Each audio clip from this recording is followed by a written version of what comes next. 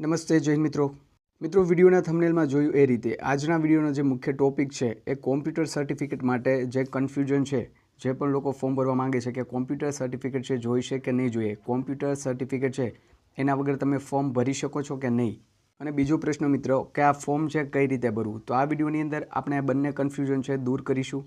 Computer certificate વિશેની માહિતી લઈશું, સાથે આ ફોર્મ કઈ રીતે ભરવું એ હું તમને સ્ટેપ ટુ સ્ટેપ માહિતી આ વિડીયોની અંદર આપીશ. તો વિડીયોને છેલ્લે સુધી જુઓ મિત્રો, એટલે આ ભરતીને લગતા ડાઉટ છે, આ બે પ્રશ્નો છે તમારા મનના એ સોલ્વ થઈ જાય. મિત્રો આ ભરતીને લગતો ડિટેલ વિડીયો છે આપણે ગઈકાલે અપલોડ કરેલ છે, જે પણ લોકોએ નથી જોયો તો આપણી ચેનલમાં જઈને જોઈ શકે છે.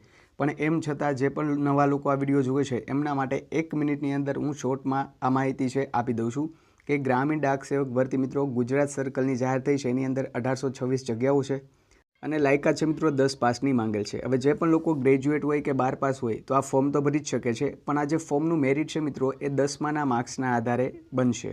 પાસે 10મા ધોરણનું સર્ટિફિકેટ હોય મિત્રો તો તમે અહીંયા ફોર્મ ભરી શકો છો. અહીંયા ગુજરાતી વિષય છે મિત્રો, ગુજરાતની અંદર તમારે ફોર્મ ભરવું હોય તો કમ્પલસરી છે. તો વાત રહી મિત્રો કોમ્પ્યુટર સર્ટિફિકેટની, તો આપણે આગળ માહિતી લઈએ. તો સૌથી પહેલાં મિત્રો આપણા વોટ્સએપ ગ્રુપની અંદર જોઈન થવા માટે સ્ક્રીન પર અત્યારે તમે જે નંબર જુઓ છો એ નંબર ઉપર વોટ્સએપમાં જોઈન લખીને મેસેજ કરશો એટલે તમને આપણા વોટ્સએપ ગ્રુપ છે એની અંદર જોઈન કરી દેવામાં આવશે. હવે મિત્રો ફોર્મ ભરવાની માહિતી આપું એ પહેલાં કોમ્પ્યુટર સર્ટિફિકેટ વિશેના જે ડાઉટ છે એ આપણે સૌથી પહેલાં ક્લિયર કરી લઈએ. હવે પહેલી વાત મિત્રો કે અત્યારે તમારી પાસે કોમ્પ્યુટર સર્ટિફિકેટ હોય કે ના હોય તમે આ ફોર્મ ભરી શકો છો. પછી જ્યારે તમારું જોઈનિંગ થાય છે, ડોક્યુમેન્ટ વેરિફિકેશન થાય છે મિત્રો, એ સમયે તમારી પાસે કોમ્પ્યુટરનું સર્ટિફિકેટ છે મિનિમમ 60 દિવસનું એ હોવું જોઈએ. ઘણા મિત્રો એવા પણ છે કે જેની પાસે 10માની અંદર 12માની અંદર કે આગળ કંઈ પણ ભણેલા હોય છે, એની અંદર કોમ્પ્યુટર વિષય તરીકે એ લોકોએ પાસ કરેલું હોય છે, કોમ્પ્યુટર સબ્જેક્ટ તમે રાખેલું હોય છે, તો એ લોકોને અહીંયા અલગથી સર્ટિફિકેટની જરૂર છે નહીં પડે.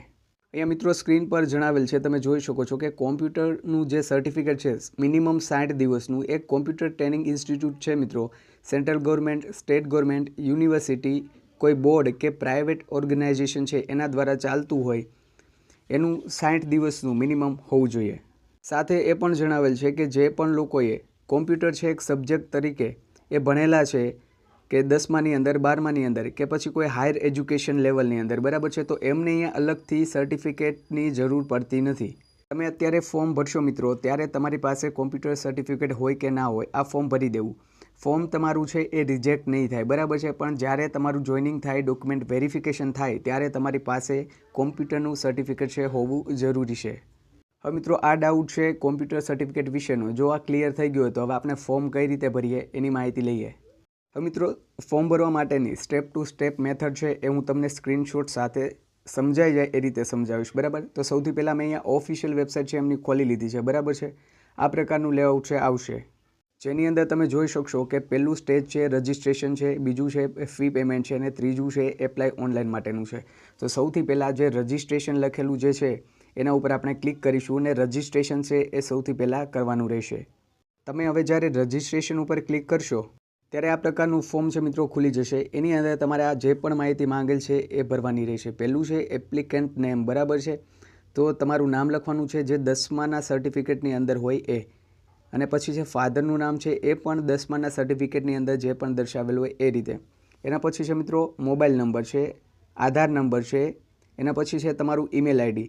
અહીંયા જે સ્ટાર કરેલું છે મિત્રો એ માહિતી છે તમારે ફરજિયાત નાખવાની રહેશે, બરાબર છે. એના પછી છે ડેટ ઓફ બર્થ, તમારી જન્મ તારીખ નાખવાની રહેશે. એના પછી જેન્ડર સિલેક્ટ કરવાની છે, મેલ ફિમેલ, બરાબર છે. એના પછીનો ઓપ્શન છે મિત્રો કોમ્યુનિટી માટેનો, તો તમારે એની અંદર તમારી જે EWSમાં આવતો હોય એ છે અથવા તો જે પણ કોમ્યુનિટી હોય એ સિલેક્ટ કરવાની રહેશે. એના પછી ડિસેબલ્ડ વ્યક્તિ હોય તો એના માટેનો આગળ એક ઓપ્શન છે are you a person with disability, બરાબર છે, તો હોય તો અંદર સિલેક્ટ કરવાનું છે અને ના હોય તો જે નો વાળો ઓપ્શન છે એ, બરાબર છે. એના પછીનું મિત્રો છે circle in which 10th class passed, બરાબર છે, એટલે તમે 10મું કયા સર્કલની અંદર પાસ કરેલ છે તો એનાથી એ સિલેક્ટ કરવાનું છે.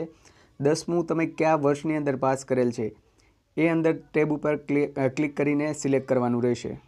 એના પછીનો ઓપ્શન છે મિત્રો કે તમારા 10માની અંદર કમ્પાર્ટમેન્ટ છે આવેલી હતી કે તમે કેટલી ટાઇલમાં એ પાસ કરેલ છે.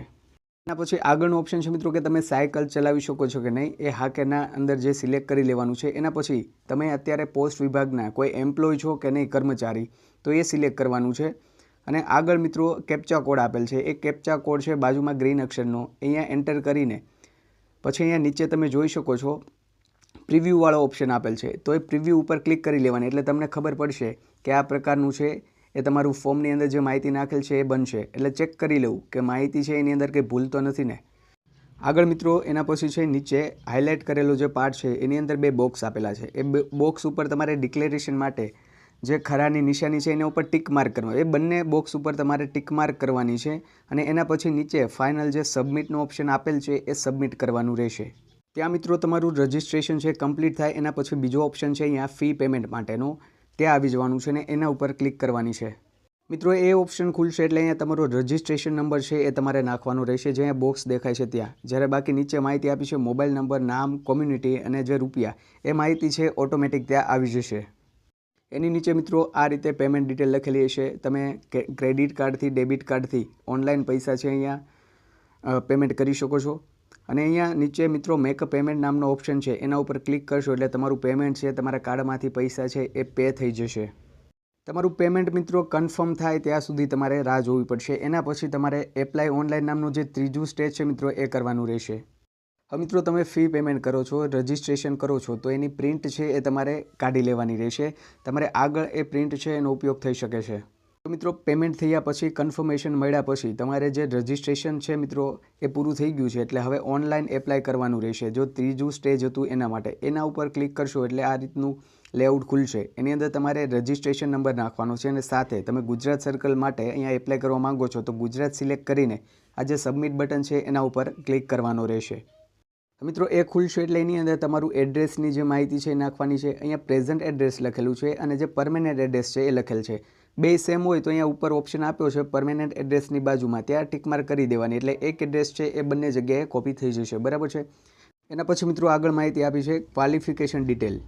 તો અહીંયા મિત્રો તમને સ્ક્રીનશોટ છે સમજાવવા માટેનો છે, એટલા માટે ત્યાં રાજસ્થાન સિલેક્ટ છે. બરાબર છે. તો તમારે 10 પાસ તમે કરેલ છે ગુજરાતમાંથી, તે ત્યાં ગુજરાતનો જે ઓપ્શન હશે તે સિલેક્ટ કરવાનો છે. જે 10માની અંદર જે તમારું બોર્ડ હોય એ સિલેક્ટ કરવાનું છે. અને રિઝલ્ટ ટાઈપ નીચે લખેલું છે મિત્રો, ત્યાં તમારે માર્કિંગ સિસ્ટમ છે એ ત્યાં માર્કવાળું હશે એ સિલેક્ટ કરવાનું છે. એના પછી આગળ સેવ એન્ડ કન્ટિન્યુ છે, નીચે ઓપ્શન આપેલ છે એના ઉપર ક્લિક કરવાની રહેશે. હવે રિઝલ્ટ ટાઈપ ઉપર મિત્રો તમે માર્ક્સ છે એ રીતે સિલેક્ટ કરશો એટલે નીચે આ પ્રકારનું ખુલશે. ઇંગ્લિશ છે, હિન્દી છે, મેથ્સ છે, સાયન્સ છે, એની અંદર તમારે જે પણ માર્ક્સ આવેલા હોય માર્ક્સ છે એ લખવાના રહેશે.